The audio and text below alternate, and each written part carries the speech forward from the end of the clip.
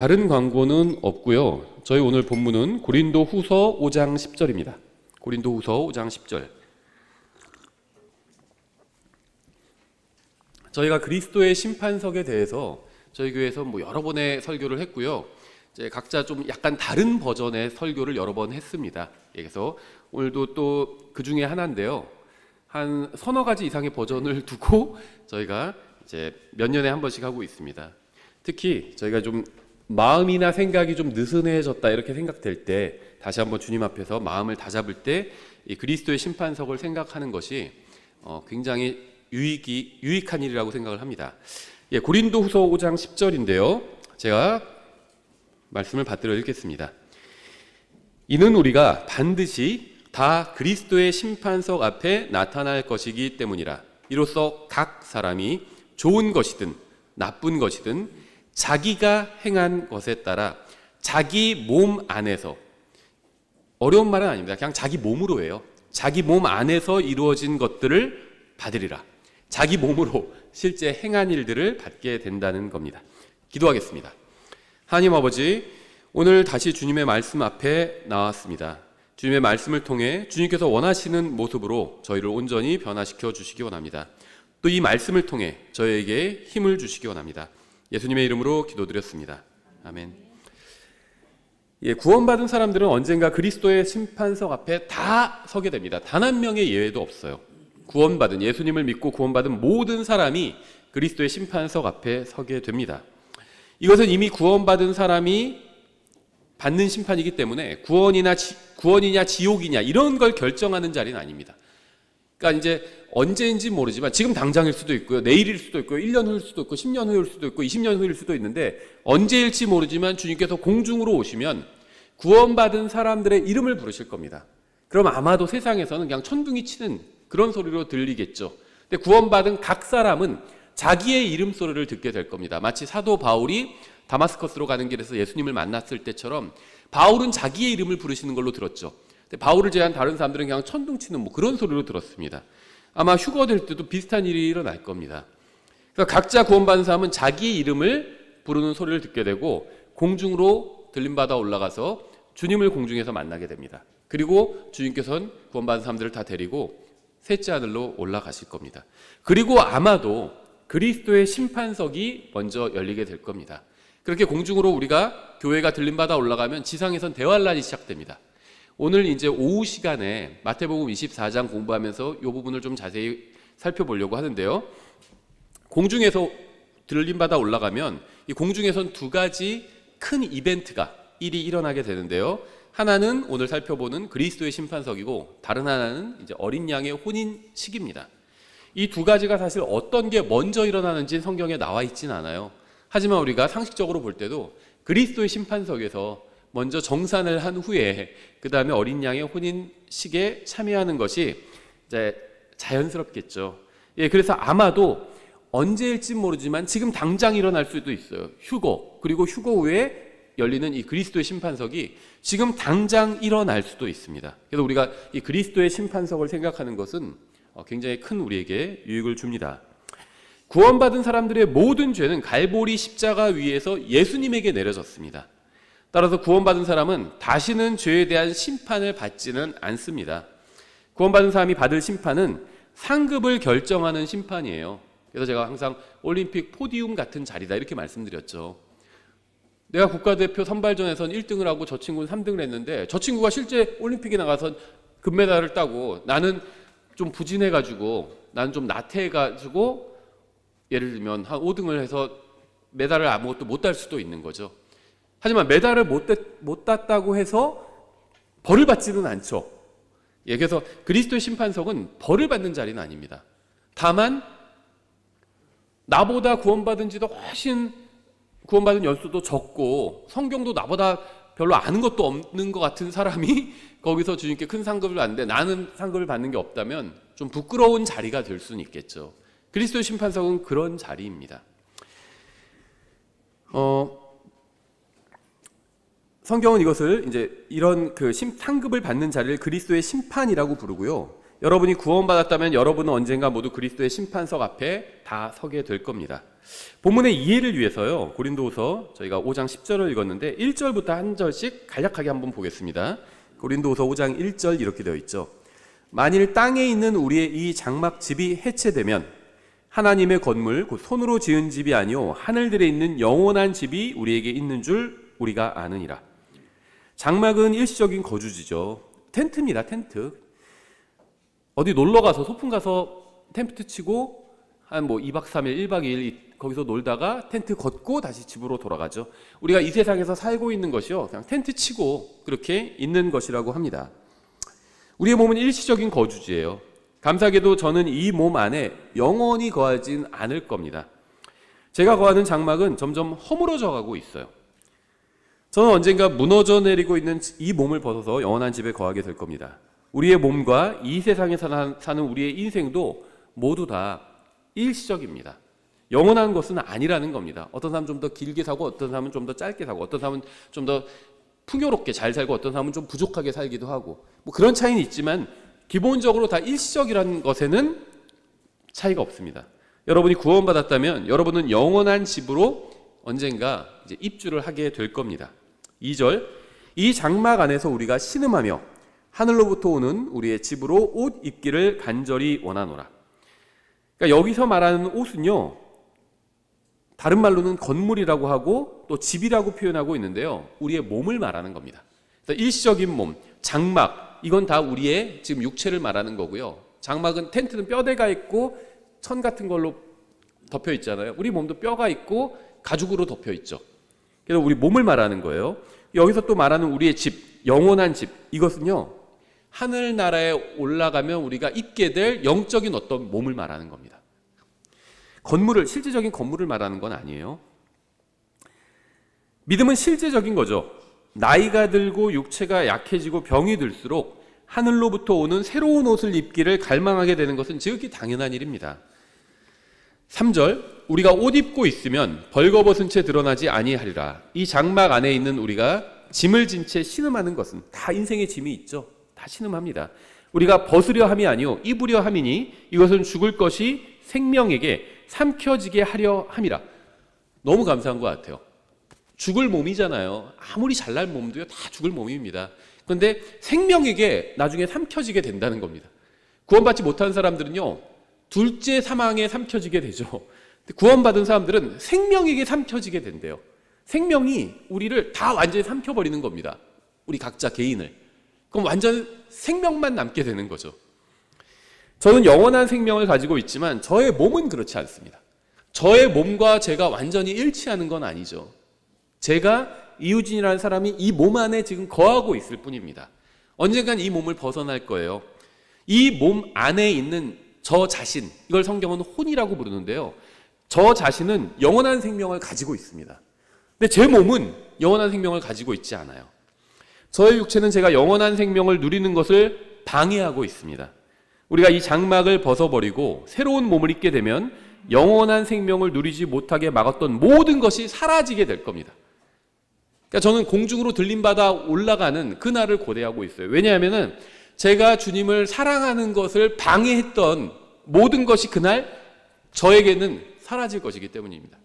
제가 주님을 사랑하는 걸 방해하는 것이 무엇일까요? 그날 세상은 사라지지 않죠. 우리가 들림받아 올라가는 날. 근데 저의 육신은 사라질 겁니다. 그래서 저는 그날을 고대합니다. 우리가 입게 될 하늘로부터 온 몸은 죄의 영향을 받지 않는 몸입니다. 5절, 그런데 바로 그 일을 위해 우리를 다듬으시고 계시대요. 하나님께서 지금 우리에게 일어나는 모든 일들은요, 다 우리를 다듬으시기 위해서 사용하시는 겁니다. 그래서 주로 하나님께서 쓰시는 게 뭐죠? 사람 막대기잖아요. 그렇죠? 또 아주 그냥 나쁜 사람들을 들어서 쓰시는 겁니다. 좋은 사람이 저한테 무슨 말을 하면, 훌륭한 사람이 뭐라고 하면 그 말 듣게 되죠. 나보다 객관적으로 훌륭하니까. 근데 아주 형편없는 사람이 막 거짓말로 지어서 비방할 때도 있어요. 쓰라립니다. 화가 나고. 근데 하나님께서 그런 막대기를 들어서 쓰시는 겁니다. 그냥 날 다듬으시기 위해서 쓰시는 거예요. 그래서 막 안 좋은 일이 일어나는 것 같을 때 너무 낙심할 필요가 없습니다. 하나님께서 지금 일하고 계신 겁니다. 날 다듬고 계신 거예요. 또한 우리에게 성령을 보증으로 주신 분은 하나님이시니라. 하나님께서 우리를 구원하신 이유는 하늘나라로 데려가기 위함이 아닙니다. 구원받은 사람은 하늘나라로 가게 됩니다. 하지만 그것이 구원의 목적은 아니라는 겁니다. 성경이 말씀하시는 구원은 죄로부터 구원받는 거예요. 하나님께서는 결국 우리가 죄로부터 아무런 영향도 받지 않게 해 주실 겁니다. 저는 영원한 생명을 얻으려고 하늘나라에 가지 않아요. 저는 이미 영원한 생명을 가지고 있습니다. 예수님을 믿는 순간 영원한 생명을 받는 겁니다. 미래 받는 게 아니에요. 누구든지 주의 이름을 부르는 자가 바로 영원한 생명을 받게 되는 겁니다. 구원받게 되는 거예요. 나중에 받게 되는 게 아닙니다. 구원의 목적은 다시는 죄를 짓지 않게 하려는 겁니다. 구원의 목적은 하나님과 완전한 교제를 나누게 하는 겁니다. 하나님께서는 교제를 나누기 위해서 우리를 구원해 주셨습니다. 하나님과 교제를 나누지 못하게 막는 것이 바로 죄죠. 그래서 주님은 죄로부터 우리를 구원해 주신 겁니다. 그리고 우리가 하늘로부터 오는 새로운 몸을 입게 되면 죄로부터 완전히 구원받게 되고요. 그때는 주님과의 교제를 막는 모든 것이 사라져버리게 될 겁니다.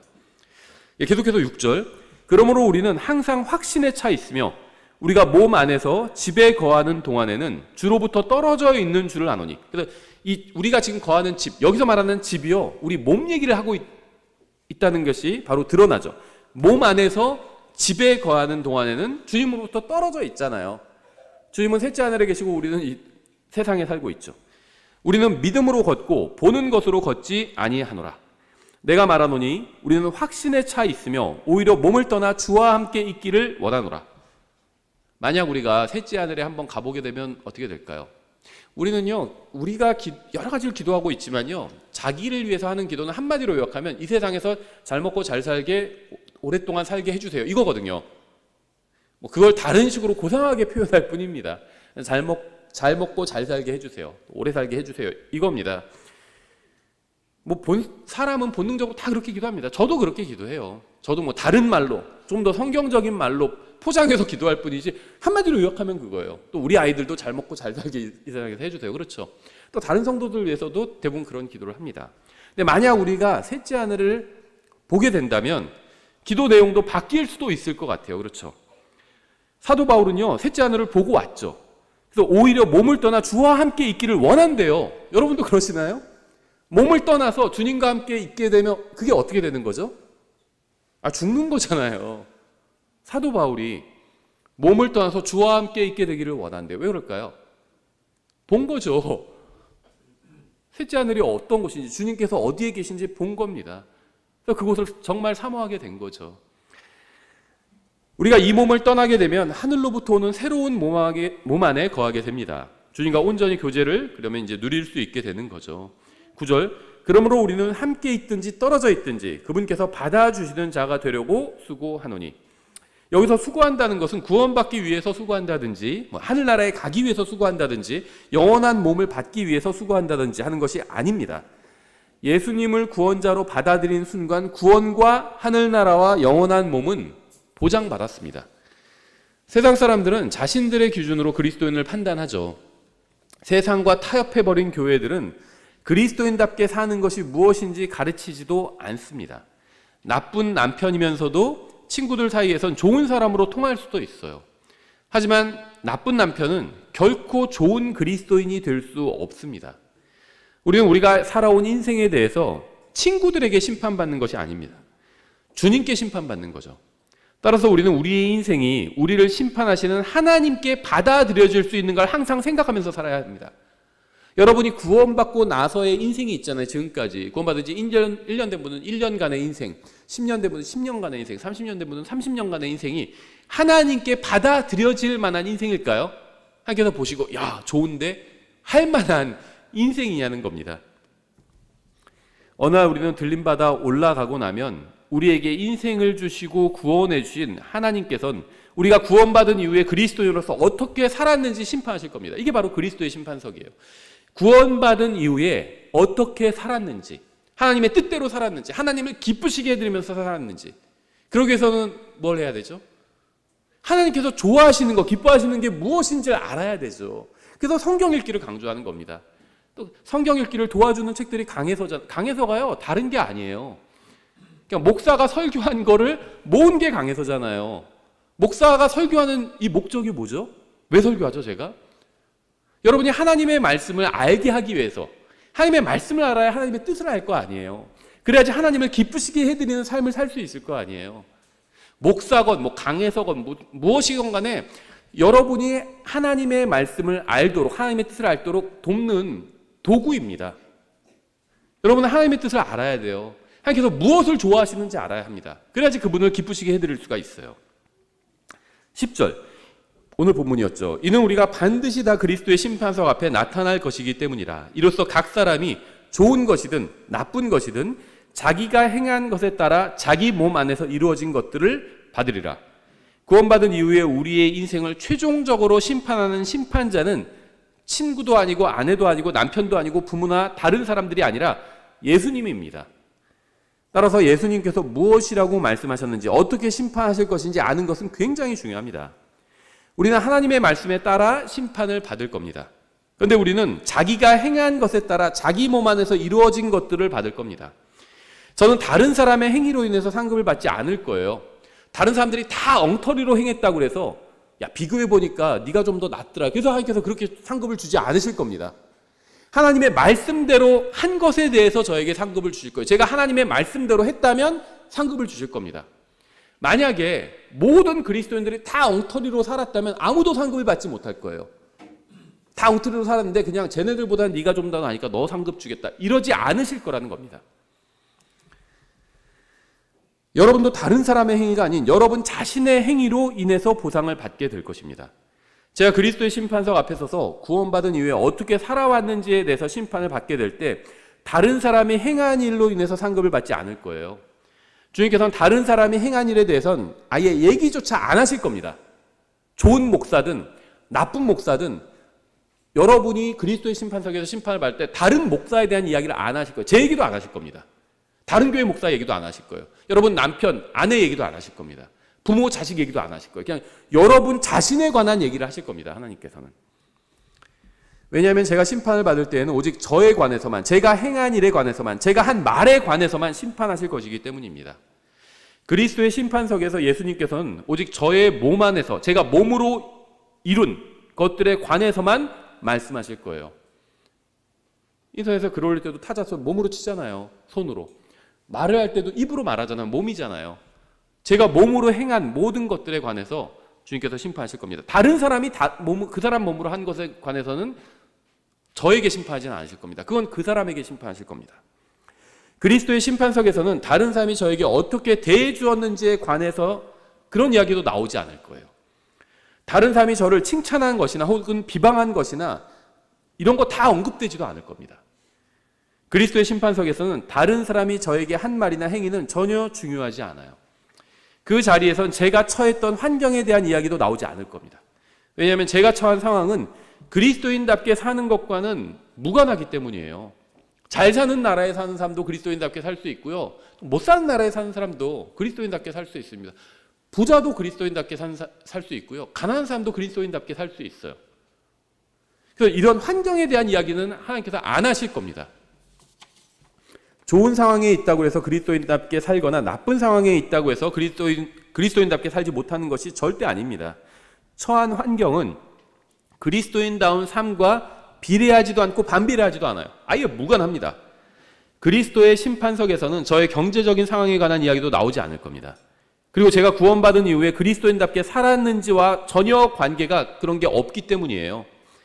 돈이 없다고 그리스도인답게 살지 못하거나 돈이 많다고 해서 더 신앙생활을 잘하는 것이 절대 아니기 때문입니다. 그리스도께서는 제가 제 몸 안에서 한 일에 관해서 말씀하실 겁니다. 그리고 여러분이 여러분의 몸 안에서 한 일에 관해서 여러분에게 말씀하실 거예요. 저에게 말씀하지 않으실 겁니다. 주님께서는 우리가 어떤 환경에서 살았는지, 다른 사람이 우리를 어떻게 대했는지에 관해서는 묻지 않으실 거예요. 주님께서는 우리가 주님의 말씀대로 살았는지에 관해서 물으실 겁니다. 주님께서는 구원받은 사람들에게 형제를 사랑하라고 명령하셨어요. 그리스도의 심판석에서는 주님께서는 우리에게 형제를 사랑했었는지 물으실 겁니다. 그렇죠? 우리에게 하신 명령이잖아요. 형제를 사랑하라고. 그래서 그거를 물으실 겁니다. 그 형제가 나를 사랑하지 않았기 때문에 나도 그 형제를 사랑할 수 없었다는 말은 받아들여지지 않을 거예요. 왜냐하면 그리스도의 심판석에서는 다른 사람에 관한 이야기는 받아들여지지 않기 때문입니다. 그 자리에서 오직 내가 한 것만 판단을 받을 겁니다. 주님께서는 우리가 서로 속이지 말라고 말씀하셨죠. 그 사람이 나를 속였기 때문에 나도 그를 속일 수밖에 없었다는 말은 받아들여지지 않을 겁니다. 그리스도의 심판석에서 다른 사람에 관한 이야기는 받아들여지지 않을 겁니다. 거기서 오직 내가 주님의 말씀대로 했는지 그렇지 않았는지 이것만 평가를 받을 겁니다. 그리스도의 심판석에서 주님께서는 여러분에게 다른 사람에 관해서는 묻지 않으실 겁니다. 다른 사람이 자신에게 맡겨진 돈을 어떻게 사용했는지 그건 우리와 관계가 없어요. 저 사람 돈 많은데 왜 헌금 안 하지? 그건 그 사람과 하나님과의 관계예요. 나와 무관합니다. 저 사람 왜 그리스도인이 저렇게 좋은 집에 살? 그건 그 사람과 하나님과의 관계예요. 나와 무관합니다. 우리에게 중요한 것은 주님께서 나에게 맡겨준 게 있잖아요. 나에게 돈도 주시고 재능도 주시고 은사도 주시고 시간을 주고 인생을 주셨잖아요. 그걸 내가 어떻게 사용하는지 이것을 주님께서 물으실 겁니다. 이는 우리가 반드시 다 그리스도의 심판석 앞에 나타날 것이기 때문이라. 이로써 각 사람이 좋은 것이든 나쁜 것이든 자기가 행한 것에 따라 자기 몸 안에서 이루어진 것들을 받으리라. 구원받은 사람은 모두 그리스도의 심판석 앞에 서게 될 겁니다. 그리고 그 자리에서 각자 무엇인가 그 자리에 가져가게 될 거예요. 그런데 우리가 그리스도의 심판석에 가져가는 것들 중에서 주님께 받아들여지는 것이 있고 받아들여지지 못하는 것이 있습니다. 우리의 인생 가운데는 주님께 받아들여지는 것이 있고 주님께 받아들이지 못하는 것이 있어요. 우리가 행한 일 중에는 주님께서 받아주시는 것이 있고 주님께서 받아주지 않으시는 것이 있습니다. 우리가 한 말 가운데서는요, 주님께 받아들여지는 것들이 있고 받아들여지지 못하는 것들이 있어요. 우리가 쓴 글 중에서는요, 주님께 받아들여지는 것이 있고 받아들여지지 못하는 것도 있습니다. 그리스도의 심판석에서 주님께서는 다른 사람이 아닌 우리의 말과 행위와 인생에 대해서만 달아보시고 평가하실 겁니다. 그곳에서는 다른 사람이 한 말과 행위와 다른 사람의 인생은 아무 의미가 없어요. 왜냐하면 그리스도의 심판석에서 다른 사람이 아닌 나의 말과 행위와 인생을 하나님의 말씀과 비교해보는 자리이기 때문입니다. 여러분은 이러한 심판을 받고 싶을 수도 있고 받지 않을 수도 있지만, 받지 않고 싶을 수도 있지만 피할 수가 없어요. 다 이런 심판을 받게 됩니다. 여러분이 행한 말, 행위, 여러분이 살아온 인생을 다른 사람과 비교하는 것이 아니라 하나님의 말씀과 비교하게 된다는 겁니다. 그게 그리스도의 심판석에서 일어날 일이에요. 우리는 살아있는 동안에는 주님께 심판을 받지 않습니다. 그리스도의 심판석은 우리가 이 세상의 인생을 모두 마친 후에 이루어집니다. 이것은 우리가 치르게 될 단 한 번의 큰 시험입니다. 그 자리는 오직 주님과 우리 각 사람만이 서로를 마주보고 있게 될 거예요. 아무도 없어. 엄마 아빠도 없고요. 친구도 없고요. 목사도 없고 뭐 집사도 없고 아무도 없습니다. 나를 좋아하는 사람도 없고 나를 싫어하는 사람도 없어요. 하나님과 나만 마주보고 서게 되는 자리입니다. 우리는 그 자리에서 다른 사람을 증인으로 세울 수도 없어요. 그리스도의 심판석에서는 다른 사람이 나에게 한 말과 행위는 언급조차 되지도 않을 겁니다. 그 자리에서는 예수님께서 나에게 해주신 것과 내가 주님을 위해서 한 일에 대해서만 논의가 될 겁니다. 우리가 구원받은 후에 한 모든 일이 하나님의 말씀으로 검증될 겁니다. 우리가 한 일 중에 하나님의 말씀이 선하다고 입증해 준 것들만 주님께 받아들여지고 보석으로 드러나게 될 겁니다. 11절 이렇게 되어 있죠. 그러므로 우리가 주의 공포를 알고 있기에 사람들을 설득하지만 우리가 하나님께 밝히 드러났고 또 너희 양심에도 밝히 드러났음을 나는 또한 확신하노라. 사도 바울은 하나님의 은혜로 구원받은 사람들에게 편지를 쓰면서 이야기하고 있죠. 구원받은 사람 안에는 성령님께서 거하고 계십니다. 주님께서는 한 번 구원받은 사람은 결코 떠나지 않으시고 버리지도 않겠다고 약속하셨어요. 이 구절에서 사도 바울은 역사상 가장 훌륭한 그리스도인이었죠. 지금 이 구절을 기록하고 있는 사도 바울은요, 역사상 가장 훌륭한 그리스도인이었습니다. 하지만 그리스도의 심판석을 생각할 때마다 두려웠다고 고백하고 있어요. 그래서 하나님의 공포, 주님의 공포를 알고 있다고 말하고 있는 거죠. 왜냐하면요, 그리스도의 심판석에서 우리가 마주해야 하는 분은 다른 누구와도 비교할 수 없을 정도로 완벽하게 거룩하신 분이기 때문입니다. 우리는 그리스도의 심판석에서 절대적으로 의로우신 분과 마주대하게 될 겁니다. 우리는 지금까지 살아오면서 이런 분을 대면한 적이 없어요. 잘생기고 예쁘고 직업이 좋고 가문이 좋고 그러면 사람들이 환영하죠. 특별 대우를 해주는 경우도 있어요. 직업이 아주 좋거나 아주 잘생기거나 뭐 아주 뛰어난 운동선수이거나 그렇죠. 그럼 특별 대우를 해줍니다. 근데 하나님은 그런 분이 아니에요. 이 세상 그 누구도, 우리를 포함한 그 누구도 지금까지 하나님 같은 분을 직접 대면해 본 적이 없습니다. 그분은 사람의 외모를 취하시는 분이 아니에요. 다만 자신의 말씀대로 행했는지 행하지 않았는지, 말씀에 순종했는지 안 했는지 그것만 따져보시는 분입니다. 우리가 그리스도의 심판석 앞에 서게 되면 완벽하게 의로우시고 거룩하신 분 앞에 서서 구원받은 이후에 산 우리의 인생이 영원한 보상을 받기에 합당한지에 관해서 하나하나 심판을 받게 될 것입니다. 이것이 바로 바울이 말한 주의 두려움이에요. 이걸 생각했더니 두려울 수밖에 없는 것이고 정신을 가다듬을 수밖에 없었던 겁니다. 주님은 저의 구원자가 되시고 아버지가 되시지만 그리스도의 심판석은 매우 진지한 자리가 될 것입니다. 우리는 잘못을 하고 서로 변명하기도 하고 또 아무렇지 않게 넘어가기도 하지만 그리스도의 심판석은 그런 것이 통하지 않는 자리예요. 우리는 하나님의 영광에 이르지 못한 사람이었죠, 과거에. 그런데 어느 날 우리는요, 그리스도의 심판석에서 하나님의 영광 그 자체와 대면하게 될 거예요. 그리스도의 심판석은 하나님의 영광으로 충만한 자리죠. 하나님께서 계신 곳이고 하나님의 영광으로 충만한 자리입니다. 우리는 하나님의 영광에 이르지 못하던 사람이었어요. 근데 감히 하나님의 영광의 본체가 있는 그곳에서 주님과 대면하게 된다는 겁니다. 주님께서 우리에게 왜 하지 않았느냐고 물으실 때 우리는 할 수 없었다고 대답하지 못할 겁니다. 우리가 어쩔 수 없었다고 말하면 주님께서는 그렇지 않다고 말씀하실 겁니다. 주님께서는 우리와 마찬가지로 인간의 몸을 입고 이 세상에 오셔서 온갖 유혹과 시련과 고난을 겪으셨지만 단 한 번도 죄를 지은 적이 없었고요. 모든 영적 싸움에서 승리하셨습니다. 주님께서는 우리보다 훨씬 더 안 좋은 상황에 있었지만 단 한 번도 핑계를 댄 적이 없었어요. 여러분이 그 누구이건 간에 여러분이 지금 처한 상황보다 주님의 상황이 훨씬 더 안 좋았습니다. 그렇죠? 우리가 패배한 수많은 영적 싸움에서 우리가 자신이나 다른 사람이 아닌 주님을 신뢰했더라면 우리도 주님처럼 승리할 수 있었을 겁니다. 주님보다 안 좋은 상황에 있었던 사람은 없어요. 전 누가 저를 또 비방하고 있는데요. 모르는 사람이에요. 저를 알지도 못하는 사람입니다. 근데 주님은요, 누가 주님을 비방했죠? 누가 배반했죠? 3년 반 동안 주님의 제자로 따르던 사람이 배반했어요. 이게 더 뼈 아프죠? 모르는 사람이 나를 비방하는 것과 내 제자로 그것도 재정까지 맡기던 제자예요. 신뢰를 줬다는 겁니다. 그런데 주님을 배반해버렸잖아요. 우리가 어떤 상황에 있든 상관없이 주님보다 더 안 좋은 상황에 있는 사람은 없습니다. 최악의 상황에 계셨지만 신실하셨어요.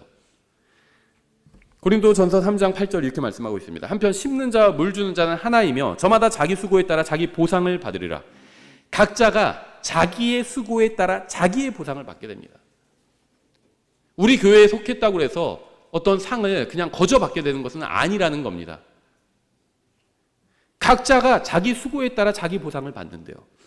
다른 사람이 성경 많이 읽는다고 해서 그게 나한테 무슨 좋은 일은 아닐 수도 있다는 거, 나랑 상관이 없어요. 내가 읽고 그 말씀에 순종해야 합니다.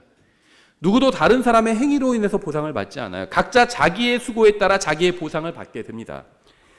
10절, 내게 주어진 하나님의 은혜에 따라 내가 지혜로운 주 건축자로서 기초를 놓았고 다른 사람이 그 위에 세우되 저마다 어떻게 그 위에 세울지 주의할지니라. 전 구원받았죠. 여러분도 구원받으셨나요? 저의 모든 죄값은 십자가 위에서 치러졌습니다.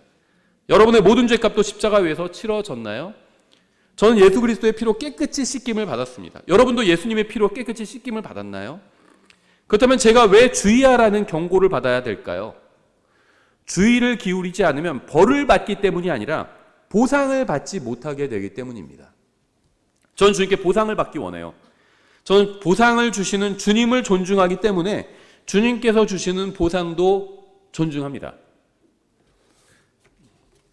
저희 이제 가족이 5이잖아요. 그럼 이제 생일 때마다 선물을 주거든요. 지금 이제 가족 멤버들이 다 그래도 선물을 저마다 준비해서 생일인 사람에게 줍니다. 막내까지도 이제 줘요, 다. 생일을. 뭐라도 줍니다. 그런데 이제 아이들이, 그러니까 저 빼고, 이제 저도 항상 생일 선물을 준비해서 주죠. 제 생각인지 몰라요. 저희 가족 다 그런 얘기를 해요. 가장 가족들이 주는 선물 중에 기대가 되는 선물은 아빠 선물이라고. 예. 보상을 주시는 분이 위대하시고 놀라우신 분이기 때문에 주님의 보상도 위대하고 놀라울 것이라고 저는 믿습니다. 그래서 저는 기대를 해요. 주님께서 주실 보상을 기대합니다. 왜냐하면 주님이 엄청난 분이기 때문에 이분이 주실 보상도 엄청난 그런 것입니다. 전 그렇게 믿어요. 이 세상에선 이 세상이 우리를 어떻게 평가하는지가 중요한 문제일지 모르지만 어느 날 우리가 그리스도의 심판석 앞에 서게 되면 이 세상의 평가는 정말 아무런 의미가 없다는 것이 드러날 것이고 오직 예수 그리스도께서 나를 어떻게 평가하실지 그분 앞에 나의 인생이 얼마만큼의 가치를 인정받을지만이 중요하게 될 겁니다. 지금도 그리스도인 전 정말 내가 말 조심해야 되겠다, 행동도 조심해야겠다 이런 생각을 하게 될 때가 있는데요. 그리스도인들도 만나면 말이 많아지면요 실망스러운 교제를 할 때가 많아요. 교제라는 건요 무엇이냐 하면 하나님의 말씀으로 서로를 세워주고 유익을 주는 게 교제입니다. 다른 사람 욕, 교회 욕, 목사 욕, 집사 욕 하는 게 교제가 아니에요. 그건 험담일 뿐입니다. 교제를 빙자한 험담일 뿐이에요. 근데 난 만나면 다른 사람 험담 외에는 할 말이 없다. 그러면 만나지 마세요. 다른 사람과 교제가 급한 게 아니라 먼저 하나님과 교제를 나눠야 합니다. 하나님과 교제가 잘 되는 사람은요 다른 사람 만났을 때 다른 사람에게 유익을 줄 수 있어요. 말씀으로 그 사람을 세워줄 수 있습니다. 근데 하나님과 교제를 나눈 게 없는 사람은요 다른 사람 만나면 그냥 험담만 하는 겁니다. 험담하면 재밌어요. 그러니까 집에 갈 때는 오늘 교제 좋았다 이러면서 가는 겁니다. 맛있는 거 먹고 그 다음에 다른 사람 욕 실컷 했으니까 재밌었겠죠. 근데 그리스도의 심판석에서 거기에 대해서 해명해야 되는 거예요. 아시잖아요. 다른 사람 욕하면 재밌는 거. 아무에게도 유익을 주지 못한다는 겁니다. 중요한 건 나 자신에게도 유익을 주지 못해요. 왜냐하면 내가 욕했는데 그 내용을 가지고 그리스도의 심판석에서 내가 해명해야 돼요. 그래서 저는 그 사람 걱정해서 한 말, 주님은 나의 마음도 아시잖아요. 둘러댈 수가 없는 자리예요. 모든 것을 해명해야 되는 자리입니다. 주의해야 된다는 겁니다. 성경에 기록된 모든 것을 이해할 수 있다면 너무나도 좋겠지만 그렇지 못했다고 해서 낙심할 필요는 없습니다. 하나님께서는 우리에게 성경을 모두 이해하라고 말씀하지 않으시고 믿으라고 말씀하셨어요. 하나님의 말씀은 우리의 이해를 뛰어넘습니다. 우리의 임무는 성경을 완전히 이해하는 것이 아니라 성경을 기록된 그대로 믿고 그 기록된 말씀대로 사는 겁니다. 저는 하나님께서 어떻게 말씀으로 하늘과 땅을 창조하셨는지 다 이해하지는 못하지만 믿습니다. 하나님께로부터 오는 복을 받는 조건은 이해가 아닌 믿음이에요. 저는 주님의 구원을 온전히 이해하지는 못하지만 믿습니다. 그럼 그것으로 충분해요. 저는 제 자동차가 메커니즘이 어떻게 작동하는지 몰라요, 잘. 하지만 기름 넣고 큰 문제 없으면 시동 걸고 달리면 간다는 건 믿어요. 그럼 그걸로 제 자동차를 이용하기엔 충분한 거잖아요. 막 메커니즘까지 다 이해하고 있어야 되는 건 아니잖아요. 제가 구원받은 이유는 주님의 구원을 다 이해해서가 아니라 믿었기 때문이에요. 이해하는 것이 나쁜 것은 아니지만 복을 받는 통로는 아닙니다. 복을 받는 통로는 믿음이에요. 우리는 이해해서 구원받은 것이 아니라 믿어서 구원받았습니다. 이해해서 복을 받은 것이 아니라 믿어서 복을 받았어요. 구원받은 모든 사람에겐 예수님의 평안이 있습니다. 예수님께서 평안을 주셨어요. 근데 이 평안은요, 이해해서 누리는 것이 아니라 믿어야 누릴 수가 있어요. 하나님의 평안을 내가 하나님의 말씀을 신뢰해야 누릴 수 있다는 겁니다. 이해해서 하나님의 아들이 된 것이 아니라 믿어서 하나님의 아들이 되었잖아요. 저는 오직 믿음으로만 구원을 받았습니다. 제가 아무것도 하지 않아도 저의 구원은 취소되지 않아요. 하지만 제가 주님을 위해서 주님의 말씀대로 행하면 보상을 받게 될 것입니다. 보상을 받고 영원에 들어가는 것과 보상을 받지 않고 영원에 들어가는 것의 차이가 무엇인지 저는 온전히 이해하지 못해요. 하지만 저는 보상을 받는 것이 좋다는 것을 믿습니다. 왜냐하면 보상을 받는 것이 좋지 않았다면 주님께서 보상을 주시겠다고 약속하지 않으셨을 것이기 때문이죠. 좋은 거니까 주시겠다고 한 겁니다. 주님께서 주신 것 중에 나쁜 것은 아무것도 없어요. 다 좋은 겁니다. 근데 아주 좋은 것을 주시겠다고 약속해 주셨어요. 우리가 하나님의 말씀에 순종하면 아주 좋은 것을 주시겠다고 약속하신 겁니다. 그래서 전 그 약속을 믿고 주님의 말씀대로 행하고 싶은 거예요. 11절, 아무도 이미 놓인 기초 외에 다른 기초를 놓을 수 없나니 이 기초는 예수 그리스도시니라. 그런데 어떤 사람이 이 기초 위에 금이나 은이나 보석이나 나무나 건초나 집을 세우면, 이 말씀을 어떻게 해석하든 분명한 것은 앞에 세 가지는 좋은 것이고요, 뒤에 세 가지는 나쁜 겁니다. 또 일시적인 거예요.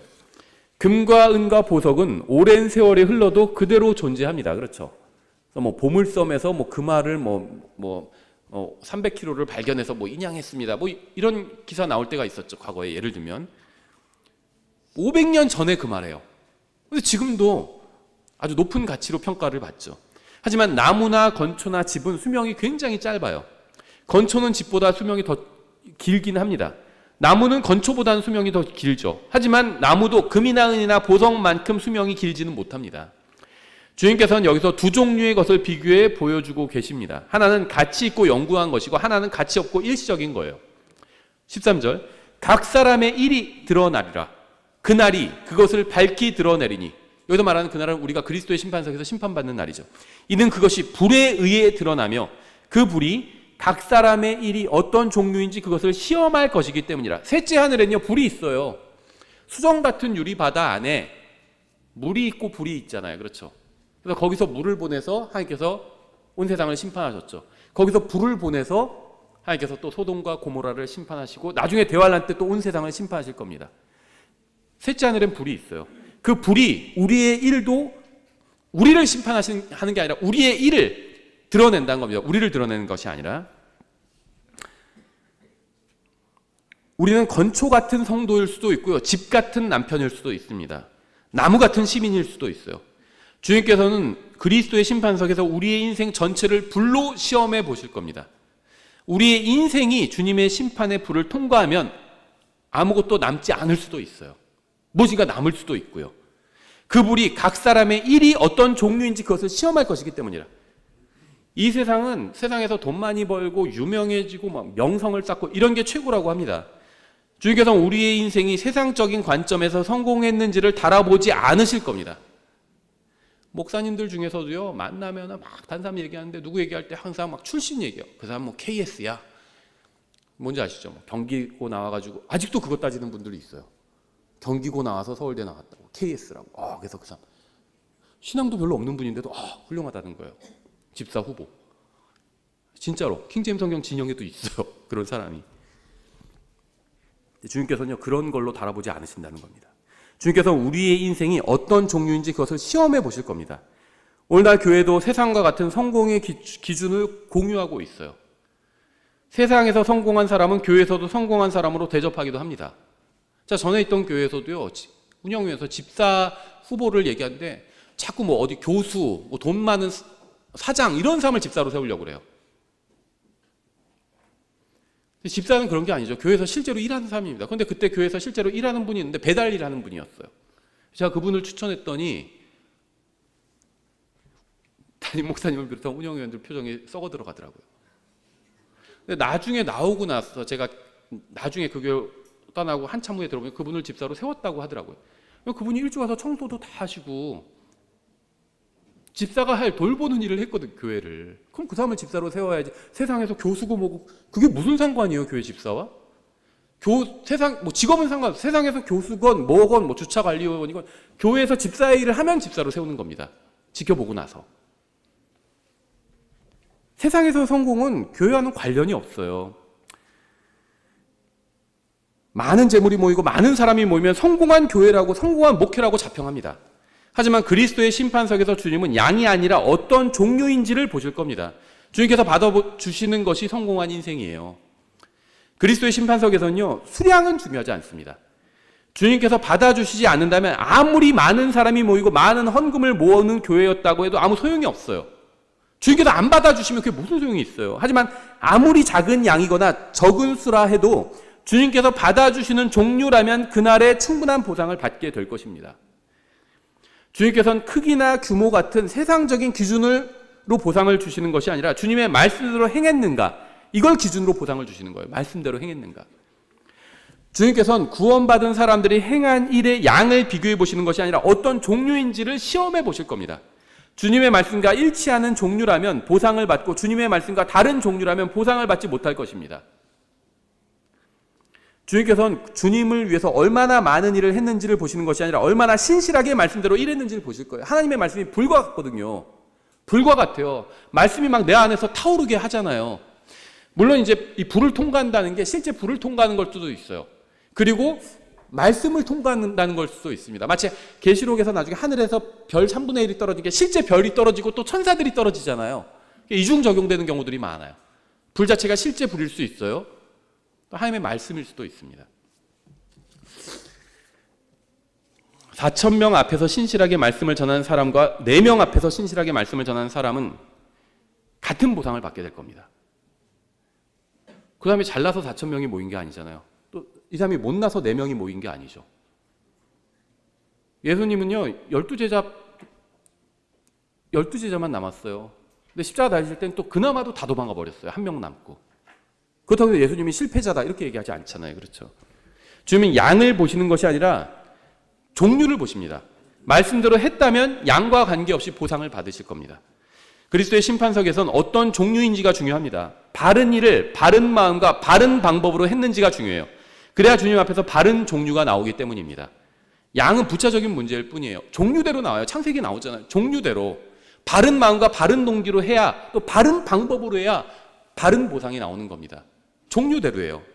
예수님은 가장 위대한 설교자였습니다. 예수님께서 지상사역을 하신 지 3년 반 후에 500명이 주님을 따랐죠. 그 중에서 70명만 주님의 제자가 되었습니다. 또 그 중에서 모든 것을 다 팔아버리고 주님을 따른 사람은 11명이었어요. 하지만 십자가 위에서 돌아가실 때는 오직 한 사람의 제자만 주님 앞에 남아 있었습니다. 여기까지의 결과만 놓고 본다면 주님은 실패자였을 겁니다. 하지만 주님은 전혀 그렇지 않아요. 주님은 항상 아버지 하나님을 기쁘시게 하는 일을 하셨습니다. 결과보다 중요한 것은 종류예요. 바른 일을 바른 마음으로 바른 방법대로 했다면 결과에 상관없이 승리한 것이고 보상을 받게 될 것입니다. 주님께서는 우리도 이렇게 일했는지 보고 싶어 하십니다. 14절, 어떤 사람이 그 기초 위에 세운 일이 남아있으면 그는 보상을 받을 것이요. 보상의 가치는 누가 보상을 주느냐에 달려 있어요. 세상에선 매년 연예 대상, 아니면 가요 대상, 아니면 심지어 노벨상 같은 거, 이런 여러 종류의 상을 주죠. 막 연말에 줍니다. 이러한 상은요, 상을 주는 기관의 위상에 따라 평가를 받습니다. 대통령상이냐, 국무총리상이냐, 장관상이냐, 아니면 학교 교장상이냐, 여기에 따라서 가치가 달라지죠. 여러분이 이 세상을 존중한다면 세상에서 주는 상의 가치를 두고 받기를 바랄 겁니다. 여러분 구원 받으셨나요? 예수님은 여러분에게 얼마나 중요한 분인가요? 전 그게 궁금해요. 여러분이 예수님을 존중한다면 그분이 주시는 보상도 존중할 겁니다. 저는 예수님께서 정확히 어떤 보상을 주실지는 모르지만 그분이 주시는 것이라면 무엇이든 받기를 원해요. 종이 쪼가리 하나라도 받기를 원합니다. 그분이 주시는 것이라면. 이 세상에서 유명한 사람, 누가 쓴 책, 종이 쪼가리 편지 하나도요, 몇 억의 경매에 나오고 그래요. 링컨이 쓴 편지. 종이 쪼가리 하나인데도 그게 경매에 나오면요, 몇 억이에요. 그렇죠? 전 예수님께서 주시는 것이라면 종이 쪼가리 하나라도 받기를 원해요. 엄청난 것이라고 생각합니다. 15절, 어떤 사람의 일이 불타면 그는 보상의 손실을 당하리라. 그러나 그 자신은 구원을 받되 불에 의해 받는 것 같이 받으리라. 성경은 어떤 사람이 불탄다고 말씀하지 않고 있습니다. 어떤 사람의 일이 불탄다고 말씀하고 있어요. 이 표현 정말 감사한 말씀이 아닐 수 없어요. 민족들이 받는 심판에서는요, 사람들이 불탑니다. 큰일 왕자 심판석, 구원받지 못하는 사람이 받는 심판에서는요, 사람들이 불타요. 사람이. 그런데 그리스도의 심판석에서는요, 사람이 불타지 않아요. 거기서는 그저 사람의 일이 불타게 될 뿐입니다. 이게 엄청난 평안을 주지 않나요? 제가 잘못한 것이 불탈 겁니다. 제가 불타지는 않을 거예요.